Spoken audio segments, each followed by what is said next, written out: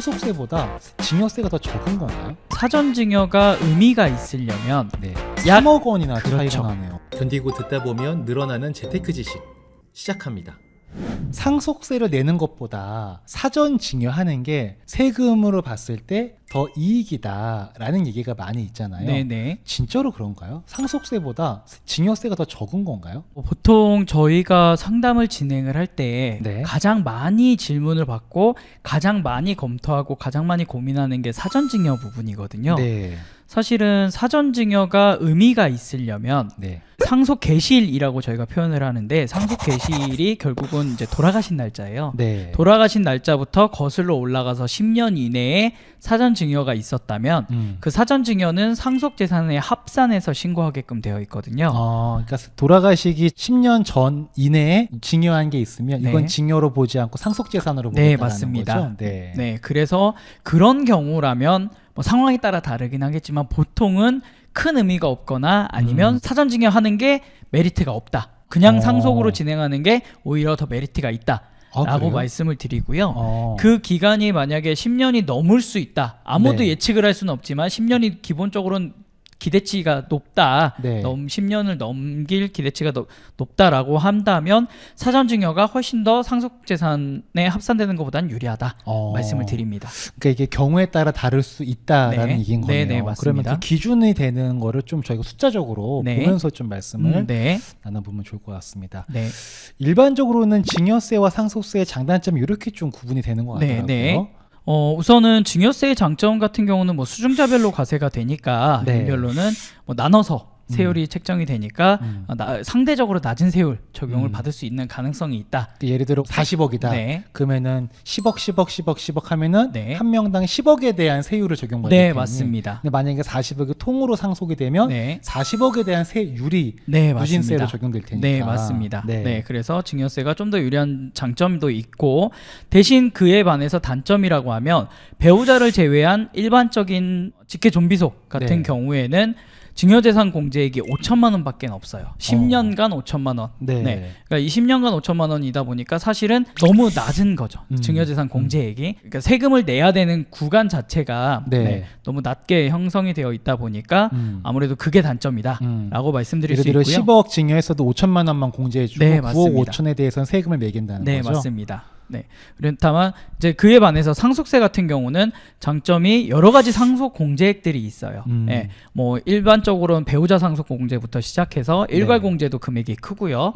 그리고 뭐 기타 동거 상속 봉양 공제라든가 네. 예, 뭐 금융재산 공제라든가 이런 것들이 있다 보니까 공제액이 다양하고 챙길 수 있는 것들은 최대한 많이 챙겨볼 수 있다. 예, 라는 장점이 있고요. 네. 다만 단점이라고 한다면 말씀드렸다시피 증여세의 장점의 정반대죠. 예, 상속재산 전체에 대한 과세이기 때문에 각 개인별로는 상속재산이 작다고 하더라도 네. 한 돌아가신 분의 전체 재산을 기준으로 세율을 계산하다 보니까 합산돼서 세율 구간이 올라간다.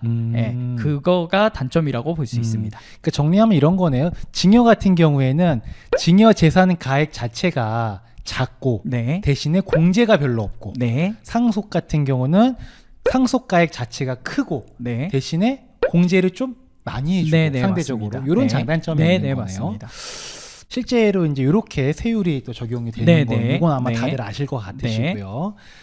요거를 한번 저희가 정리를 한번 해봤는데 이거 네. 보시면서 좀 말씀을 한번 더 네. 이해주시면 좋을 것 같습니다. 우선은 1번 방식이 증여 후 증여를 하고 나서 상속이 이루어지는 경우, 네. 즉 사전증여가 상속세 재산가액에 합산되는 경우를 의미하는 거고요. 네. 두 번째 방식 같은 경우는 그냥 사전증여 없이 네. 상속으로만 이루어지는 경우라고 보시면 됩니다. 네. 그래서 일단은 증여세 부분이 뭐 배우자 증여세가 7천만 원, 자녀 3인 증여세가 합쳐서 6억 7,500만 원이 증여세를 납부를 했다 가정을 하는 건데, 여기서 말하는 이 세금들은 각 배우자와 자녀 3인 각각한테 10억씩 사전에 증여를 해줬을 경우를 의미합니다. 네. 예, 그렇게 계산했을 때 총 증여세 합계액이 7억 4,500만 원이고요. 네.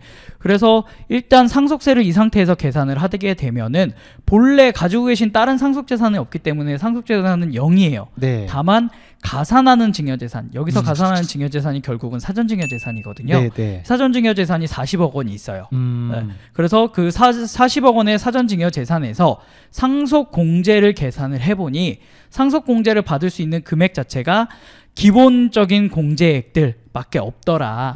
예, 그 기본적인 공제액들이 일괄공제 5억. 네. 그 다음에 이제 증여재산 공제액들, 예, 공제액들까지 합쳐서 계산해 보니까 7억 5천만 원이었어요. 네. 예, 7억 5천만 원 계산을 하고 40억에서 7억 5천만 원을 빼니까 과세표준이 32억 5천이 남았거든요. 이 32억 5천에서 세율 구간이 50%입니다. 네. 높다. 높죠. 네. 네. 50% 세금을 계산해 보니까 산출세액이 11억 6,500만 원이에요. 네. 다만 여기에서 아까 증여 사전 증여를 하면서 납부를 했던 7억 4,500만 원을 미리 납부한 세금으로 보기 때문에 네. 그만큼을 빼거든요. 그러다 보니까 4억 2천만 원만 내면 돼요.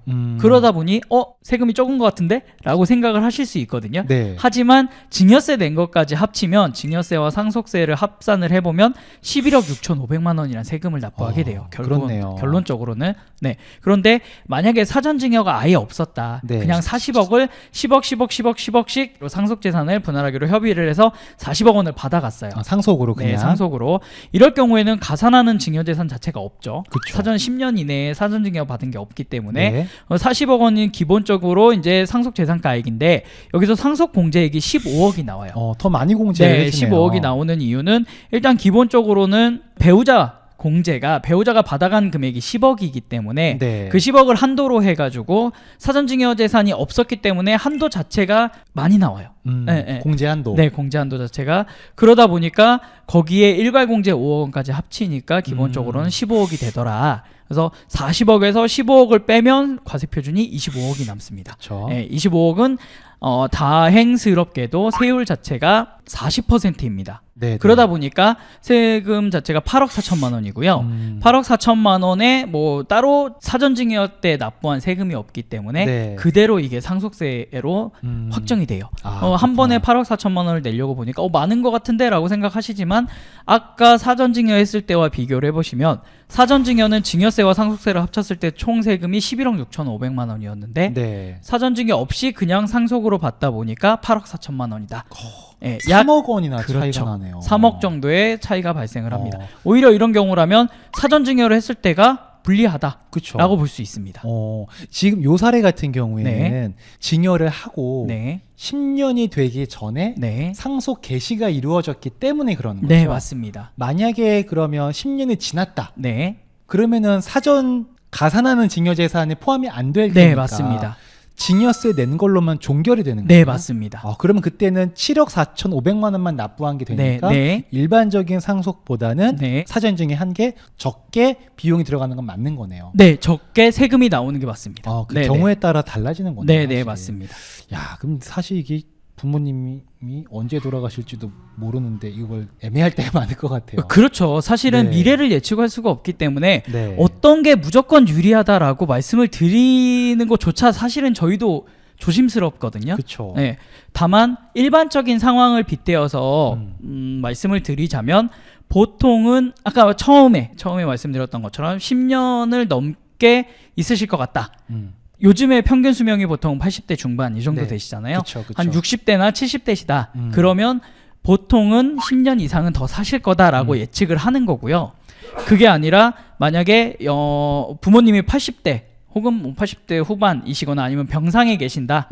예, 뭐 오래 사시긴 힘드실 것 같다라고 한다면 사전증여는 세금만 놓고 보자면 의미가 없습니다.